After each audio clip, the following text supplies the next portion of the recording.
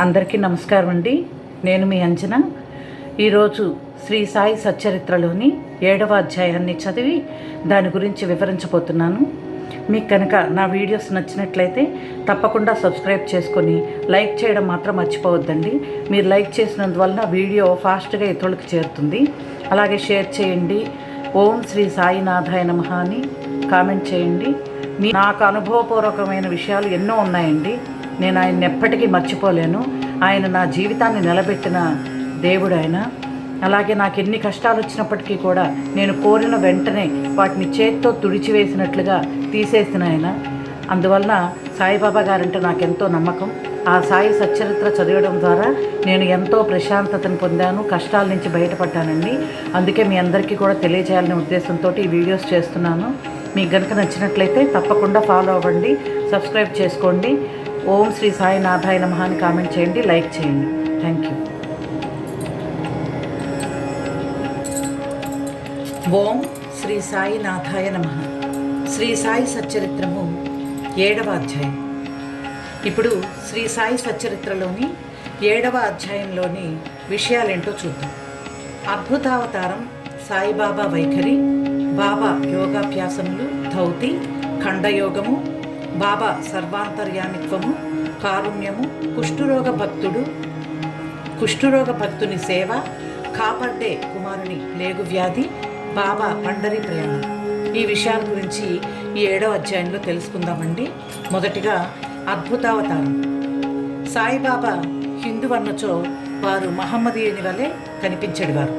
మహమ్మదీయుడు అనుకున్నచో హిందూ మతాచార సంపన్నుడుగా కనిపించేవారు. ఆయన హిందువా లేక మహమ్మదీయుడా అన్న విషయం ఇదమిత్తంగా ఎవ్వరికీ తెలియదు. ఇప్పటికీ బాబా గారు హిందువా ముస్లిమా అనేటువంటి చర్చలు బాగా జరుగుతున్నాయండి మన యూట్యూబ్లో. బాబా శాస్త్రోక్తంగా హిందువుల శ్రీరామనవమోత్సవం జరుపుచుండేది.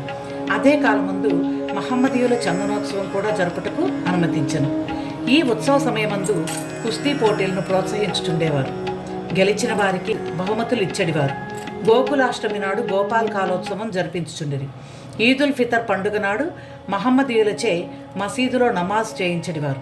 మొహరం పండుగకు కొంతమంది మహమ్మదీయులు మసీదులో తాజియా లేదా తాబూతు నిలిపి కొన్ని దినములు దాని నచ్చట ఉంచి పిమ్మట గ్రామములో ఊరేగించదమనిది. 4 దినముల వరకు మసీదులో తాబూతు ఉంచుటకు బాబా సమ్మతించి 5వ నాడు నిస్సంకోచముగా దాన్ని తామే తీసివేశారు. వారు మహమ్మదీయులన్నచో హిందువులకు వలె వారి చెవులు పుట్టబడి ఉండేవి. వారు హిందువులన్నచో సుంతిని ప్రోత్సహించడివారు. బాబా హిందువైనచో మసీదు నందేల ఉండును, మహమ్మదీయుడైనచో దునిని అగ్నిహోత్రములను ఏల వెలిగించి ఉండేవారు.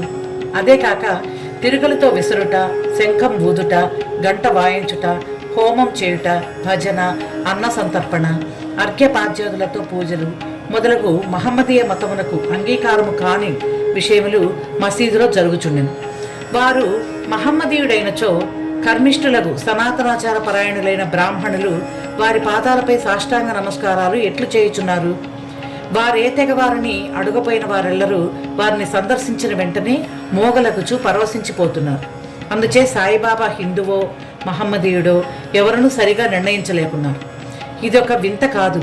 ఎవరైతే సర్వమును త్యజించి భగవంతుని సర్వస్వ శరణాగతి అనురించదరో వారు దేవునితో ఐక్యమైపోయేదరు. వారికి దేనితో సంబంధం కానీ భేదభావం కానీ ఉండదు. వారికి జాతి మతములతో ఎట్టి సంబంధము లేదు. సాయిబాబా అట్టివారు. వారికి జాతులందు వ్యక్తులందు భేదం కనిపించకుండెను. ఫకీర్లతో కలిసి బాబా మత్స్యమాంసములు భుజించుచుండెను. వారి భోజన పళ్ళెంలో కుక్కలు మూతి పెట్టినను సణుగువారు కాదు. ఇందులో హేమాడ్ పంత్ మనకి ఏం చెప్పబోతున్నారంటే, సాయిబాబా గారు హిందువని కొందరు, లేదు సాయిబాబా గారు ముస్లిం అని కొందరు వాదులాడుకుంటూ ఇప్పటికీ దాని మీద చర్చలు కొనసాగుతూనే ఉన్నాయి. కానీ ఆయన పరబ్రహ్మ స్వరూపం, అంటే దేవుడే ఈ రూపంలో వచ్చారని భక్తులందరి నమ్మకం. దేవుడు అనేవాడు ప్రతి భక్తుడి యొక్క కష్టాలు తొలగించడానికి ఏదో ఒక అవతారంలో వస్తారు. ఆ విధంగానే మనకి సాయిబాబా అవతారంలో వచ్చారని అందరూ నమ్ముతున్నారు. అదే కాక ఆ సమయంలో ముస్లింలు హిందువులు ఎక్కువగా మత కలహాలు జరుగుతూ ఉండేవి. వారి మధ్య సాన్నిహిత్యం పెంచడానికి, సమైక్యతాభావం పెంచడానికే బాబా గారు అటువంటి అవతారం ఎత్తారని ప్రతి ఒక్క భక్తుని నమ్మకం. ఆయన హిందూ అన్నచో శుంఠిని ప్రోత్సహించేవారు, ముస్లింలకు సంబంధించిన శుంఠిని ప్రోత్సహించేవారు. అలాగే ముస్లిం అని మనమందరం అనుకున్నప్పుడు ఆయన హిందువుల యొక్క సనాతనాచార చర్యలన్నింటినీ కూడా అంగీకరించేవారు. అన్న సంతర్పణ చేయటం, శంఖ మోదటం, గంట వాయించటం, తిరుగలితో విసరటం, ఇంకా హోమాన్ని చేయటం, భజన చేయడం, అర్ఘ్యపాద్యాదులతో పూజలు మొదలైనవన్నీ మహమ్మదీయ మతానికి అంగీకారం కాని విషయాలన్నీ కూడా మసీదులో ఆయన జరిపించేవారు. అటువంటప్పుడు ఆయన్ని ముస్లిం మాత్రమే అని ఎలా అనుకుంటామండి? సో ఆయన ముస్లిం కాదు, హిందువు కాదు, మనందరినీ కరుణతో మన కోరికలు తీర్చి మన యొక్క కష్టాలు గట్టెక్కించడానికి వచ్చినటువంటి మహానుభావుడు మాత్రమే అని హేమాడ్ పంత్ గారు మనకి ఈ అధ్యాయంలో తెలియజేస్తున్నారు. శ్రీ సాయి అవతారం విశిష్టమైంది, అద్భుతమైంది. నా పూర్వజన్మ సుకృతంచే వారి పాదముల చెంత కూర్చుని భాగ్యం లభించింది. నిజమేనండి, మనెవ్వరికీ ఆ అదృష్టం లేదు. డైరెక్ట్గా అంటే అనుభవపూర్వకంగా ఆయన చూసిన వారు నిజంగా ఎంతటి అదృష్టవంతులు. వారి సాంగత్యం లభించుట నా అదృష్టం.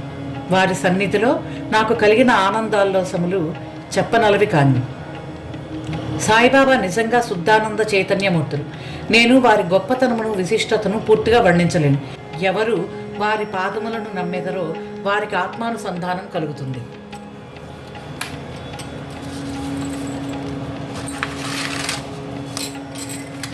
సన్యాసులు, సాధకులు, ముముక్షువులు తదితరులు అనేక మంది సాయిబాబా వద్దకు వచ్చేవారు. బాబా వారితో కలిసి నవ్వుతూ సంభాషిస్తూ సంచరించినప్పటికీ వారి నాలుకపై అల్లా మాలిక్ అనుమాట ఎప్పుడూ నాట్యమాడుచుండేది. అంటే హిందూ ధర్మానికి సంబంధించినటువంటి సన్యాసులు, సాధువులు, ముముక్షువులు వీరందరూ సాయిబాబా వారి దగ్గరికి వచ్చేవారు.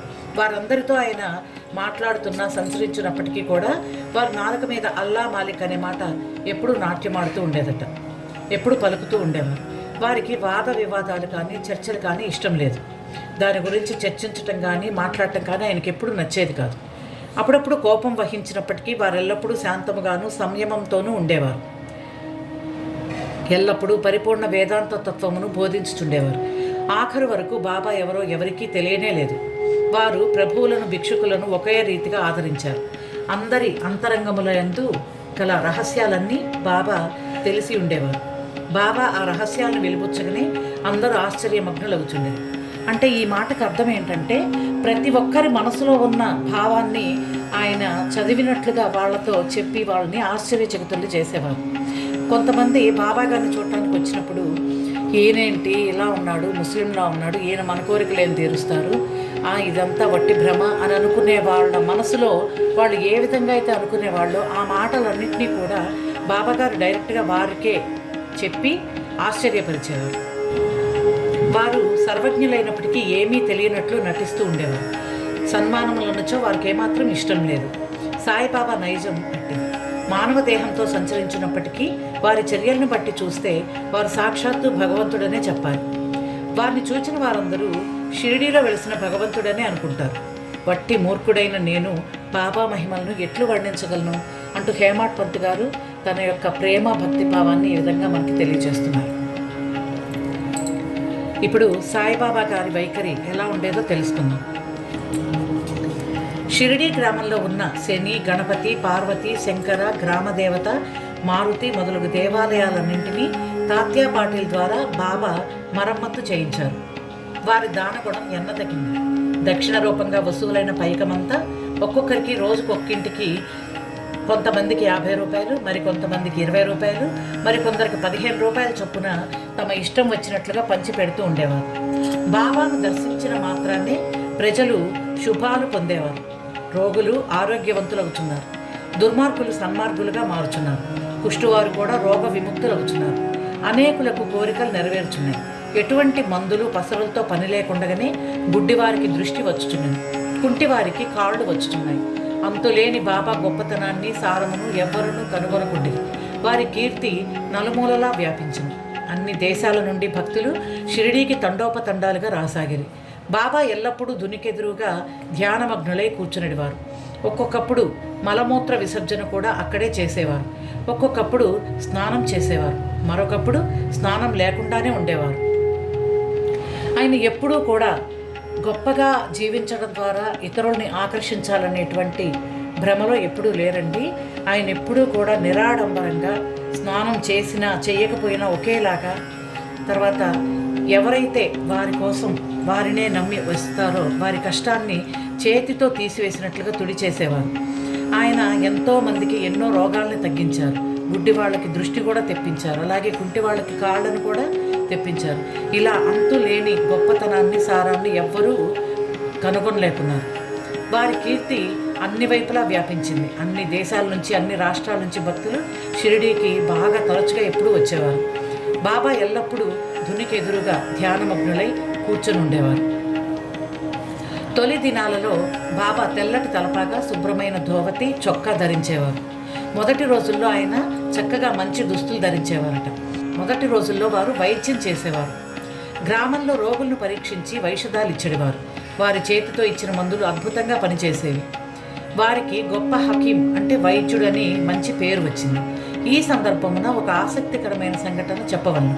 ఒక భక్తునికి కళ్ళు వాచి మిక్కిలి ఎర్రబడను. షిరిడీలో వైద్యుడు దొరకలేదు. ఇతర భక్తులు అతన్ని బాబా వద్దకు తీసుకుని పోయారు. సామాన్యంగా అట్టి రోగులకి అంజనం కానీ, ఆవుపాలు కానీ, కర్పూరంతో చేసిన ఔషధాలు కానీ వైద్యులు ఉపయోగిస్తారు. కానీ బాబా చేసిన చికిత్స చాలా విలక్షణంగా ఉంది. ఆయన ఏం చేశారంటే నల్లజీడి గింజల్ని నూరి 2 మాత్రలుగా చేసి ఒక్కొక్క కంటిలో ఒక్కొక్క దాన్ని పెట్టి గుడ్డతో నీట్గా కట్టారు. మరుసటి దినం ఆ కట్లను విప్పి నీళ్లను ధారగా పోశారు. కళ్ళలోని పూసి తగ్గి కంటిపాపలు తెల్లబడి శుభ్రమయ్యాయి. నల్లచీడి పిక్కలను నూరి కండ్లలో పెట్టినను సున్నితమైన కళ్ళు అస్సలు మండనే లేదు. అటువంటి చిత్రాలు అనేకాలు ఆ కాలంలో జరిగాయి. కానీ అందులో ఒక్కొక్కటి మాత్రమే ఇక్కడ చెప్తున్నాను. అందులో ఇది ఒక్కటి మాత్రమే చెప్పబడింది.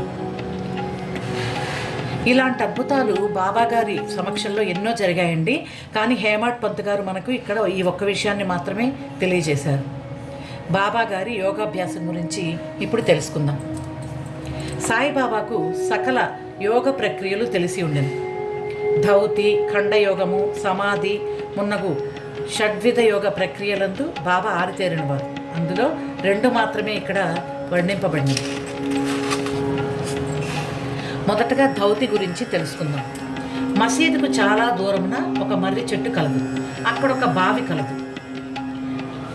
ప్రతి 3 రోజులకోసారి బాబాగారు అచ్చుటికి పోయి ముఖ ప్రక్షాళనం చేసుకొని స్నానం చేసి వచ్చేవారు. ఆ సమయంలో బాబా తన ప్రేవులను బయటకు వేలాడదీసి వాటిని నీటితో శుభ్రపరిచి పక్కనున్న నేరేడు చెట్టు మీద ఆరవేయట షిరిడీలోని కొందరు కళ్ళారా చూసి చెప్పారు. మామూలుగా ధౌతి అంటే 3 అంగుళాల వెడల్పు, 22.5 అంగుళాల పొడవు గల గుడ్డను కడుపులోనికి మింగి అరగంట వరకు ఉండనిచ్చి తర్వాత తీసివేస్తారు. కానీ బాబాగారు చేసిన ధౌతి చాలా విశిష్టము, అసాధారణము అయినది. ఇప్పుడు ఖండయోగం గురించి తెలుసుకుందాం. బాబా తన శరీరావయవాలన్నీ వేరు చేసి మసీదు నందు వేరువేరు స్థలములలో విడిచిపెట్టేవారు. ఒకనాడు ఒక పెద్ద మనిషి ఆ మసీదు దగ్గరకు పోయారట. బాబా అవయవాలు వేర్వేరు స్థలాలందు పడి ఉండటం చూచి ఆయన భయపడిపోయి బాబాగారిని ఎవరో చంపేసినారనుకుని గ్రామ మునసబొద్దుకి పరిగెత్తుకుంటూ పోయి ఫిర్యాదు చేయాలని నిశ్చయించుకున్నారట. కానీ మొట్టమొదట ఫిర్యాదు చేసిన వారికి ఈ విషయం గురించి కొంచెమైనా తెలిసి ఉంటుందని తననే అనుమానించి తనకు శిక్ష వేస్తారని భయపడి కామ్గా ఊరుకుండిపోయారట. మరుసటి దినం అతడు మసీదుకు పోగా బాబా ఎప్పటి వలె హాయిగా కూర్చొని ఉండటం చూచి ఆశ్చర్యపోయారు. ముందు దినం తాను చూసిందంతా తన భ్రాంతేమోనని అనుకున్నారు. చిన్నప్పటి నుంచే బాబా వివిధ యోగ ప్రక్రియలు చేయుచున్నారు. వారి యోగస్థితి ఎవరికీ అంతుబట్టంది. రోగుల వద్ద నుంచి డబ్బు పుచ్చుకొనక ఉచితంగా చికిత్స చేసేవారు. ఎందరో పేదలు, వ్యదార్థులు వారి అనుగ్రహం వల్ల స్వస్థత పొందారు. నిస్వార్థముగా వారు చేయు సత్కార్యాల వల్ల గొప్ప కీర్తి వచ్చింది. బాబా తన సొంతం కొరకు ఏమీ చేయక ఇతరుల మేలు కొరకే ఎల్లప్పుడూ పాటుపడేవారు. ఒక్కొక్కప్పుడు ఇతరుల వ్యాధిని తమపై వేసుకొని ఆ బాధను తాము అనుభవించేవారు. ఇటువంటి సంఘటనలు ఒకదాన్ని ఈ దిగువ ఇచ్చి ఉన్నారు. దాని గురించి ఇప్పుడు చూద్దాం. దీన్ని బట్టి బాబా యొక్క సర్వజ్ఞత, దయార్థ హృదయం మనందరికీ అర్థమవుతోంది. బాబా గారు ఆ బాధల్ని తీసివేయటమే కాకుండా కొంతమంది బాధలను తామే స్వయంగా అనుభవించి వారికి ఆ బాధలను పోగొట్టేవారట. బాబా సర్వాంతర్యామిత్వం, కారుణ్యం. ఇప్పుడు చూద్దాం.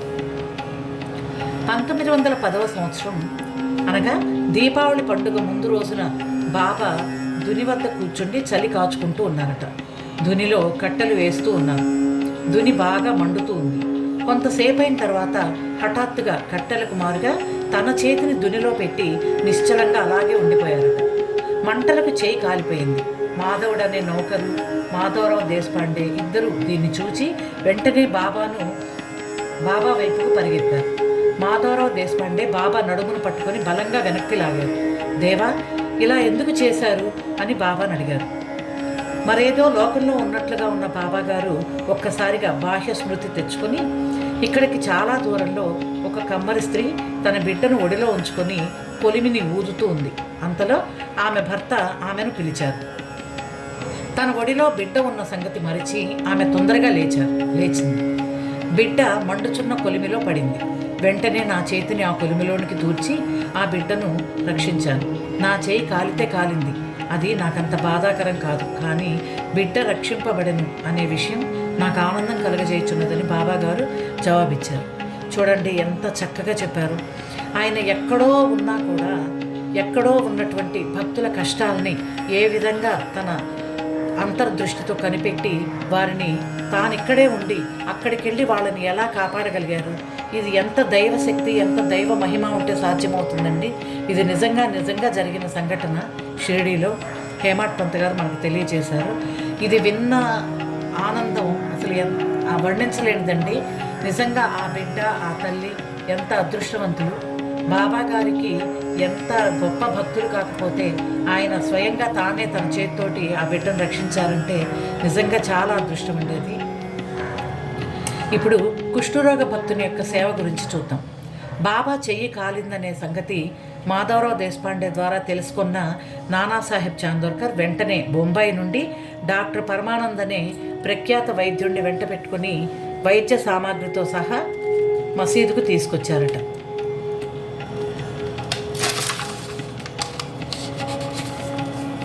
చికిత్స చేయటానికి డాక్టర్కు కాలిన తన చెయ్యి చూపమని బాబాను నానా కోరారు. బాబా అందులకు ఒప్పుకోలేదు. చెయ్యి కాలిన లగాయితూ బాగోజీ సిందే అను కుష్ఠరోగి ఏదో ఆకు వేసి కట్టిడివారు. నాన్న ఎంత వేడినను బాబా డాక్టర్ గారిచే చికిత్స పొందుటకు సమ్మతించలేదు. డాక్టర్ గారు కూడా అనేక సార్లు వేడుకున్నారు. అల్లాయే తన వైద్యుడని, తనకేమాత్రం బాధ లేదని చెబుతూ ఎట్లాగో డాక్టర్తో చికిత్స చేయించుకున్నట్టుకు దాటవేయచూ ఉన్నారు. అందుచే డాక్టర్ మందులు కనీసం తెరవకుండానే బొంబాయికి తిరిగి వెళ్ళిపోయారు. కానీ అతనికి ఈ కారణంతో బాబా దర్శన భాగ్యం లభించింది. ప్రతిరోజు బాగోజీ వచ్చి బాబా చేతికి కట్టుచుండేవారు. బాగోజీ అంటే ఎవరో తెలుసు కదండి, సాయిబాబా గారికి కుష్ఠరోగి అయినటువంటి గొప్ప భక్తుడు బాగోజీ సిందే. ఆయన ప్రతిరోజు ఈయన బాబా గారి చేతికి ఏవో ఒక ఆకు పసర్లు వేసి కట్టుతూ ఉండేవారు. కొన్ని దినముల తర్వాత గాయం మానిపోయింది. అందరూ సంతోషించారు. అప్పటికి ఇంకా ఏమైనా నొప్పి మిగిలి ఉందా అన్న సంగతి ఎవరికీ తెలియదు. కానీ ప్రతిరోజు ఉదయం బాగోజీ పట్టీలను విప్పి బాబా చేతిని నేతితో తోమి తిరిగి కట్లను కట్టుచుండేవారు. బాబా మహాసమాధి వరకు ఇది జరుగుతూనే ఉంది. మహాసిద్ధ పురుషుడైన బాబాకి ఇదంతా నిజానికి అవసరం లేనప్పటికీ తన భక్తుడైన బాగోజీ అందుగల ప్రేమచే అతడు అనర్చు ఉపాసనను గైకొన్నారు. లెండి తోటకు పోవునప్పుడు బాగోజీ బాబా తలపై గొడుగు పట్టుకొని వెంట నడిచేవారు. ప్రతిరోజు ఉదయం బాబా దుని వద్ద కూర్చొనగానే బాగోజీ తన సేవా కార్యాన్ని మొదలుపెట్టేవారు. బాగోజీ తన గత జన్మయందు చేసిన పాప ఫలితంగా ఈ జన్మమున కుష్ఠరోగముచే బాధపడుచుంది. వాని వేళ్లు ఈడ్చుకొని పోయి ఉండెను. వాని శరీరం అంతా చీము కారుతూ దుర్వాసన కొట్టుచున్నది. బాహ్యానికి అతడెంత దురదృష్టవంతుని వలె కనిపించినప్పటికీ అతడు మిక్కిలి అదృష్టశాలి, సంతోషి. ఎందుకనగా అతడు బాబా సేవకులందరిలో మొదటివాడు. బాబా సహవాసం పూర్తిగా అనుభవించినవాడు. నిజంగా చాలా గొప్పగా ఉందండి ఇది వినటానికి. ఎందుకంటే ఒక కుష్ఠు రోగిని కనీసం దగ్గరకు కూడా రానివ్వరు ఎవరు.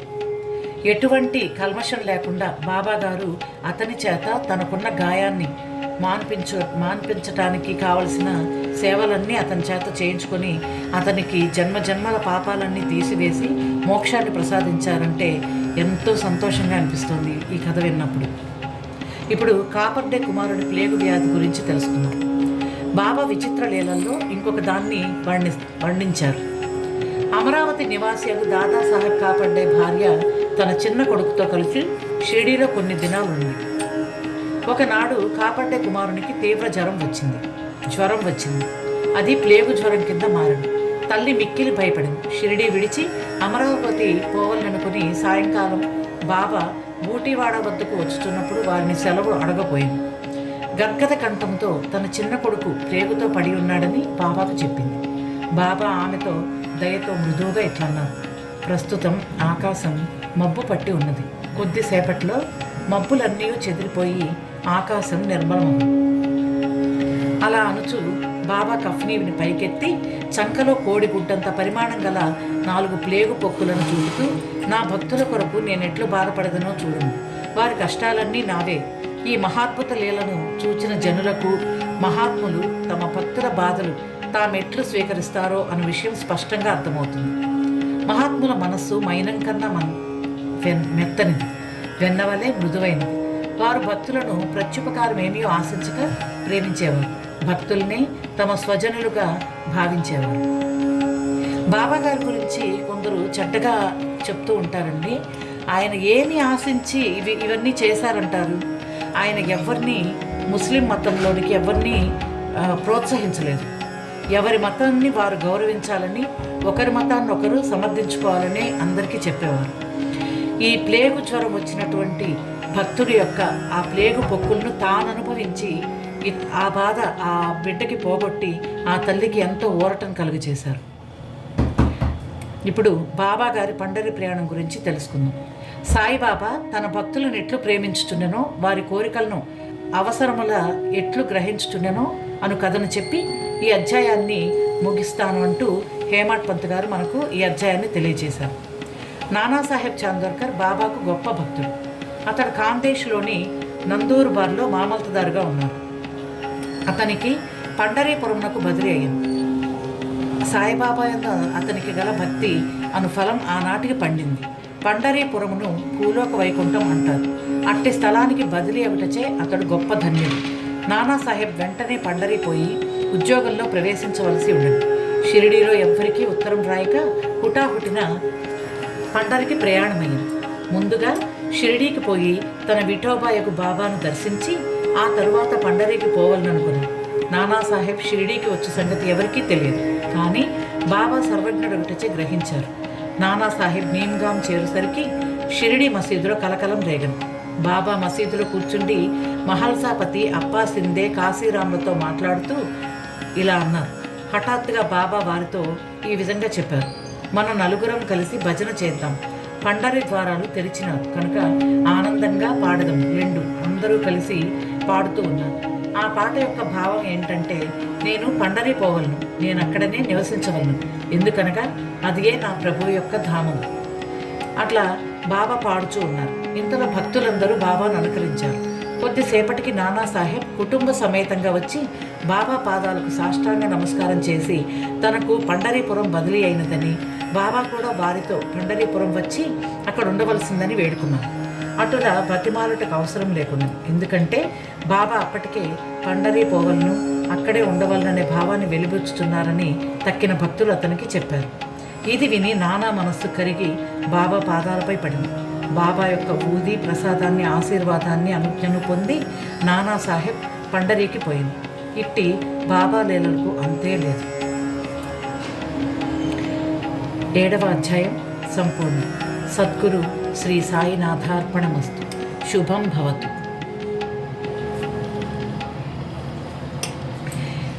ఎక్కడో ఉన్నప్పటికీ భక్తుల యొక్క జీవితాల్లో జరిగేటువంటి ప్రతి ఒక్క విషయాన్ని బాబాగారు ఏ విధంగా గమనించి వారికి ముందుగా తెలియపరిచేవారో ఈ అధ్యాయంలో మనకు అర్థమవుతుందండి. బాబాగారు షిరిడీలో మాత్రమే ఉన్నారు అని అనుకోవటం మన అపోహ.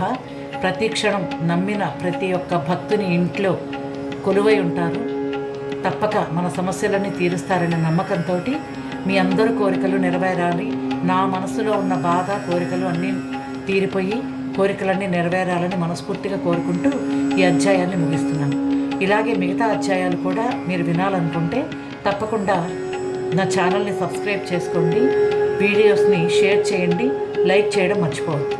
Thank you.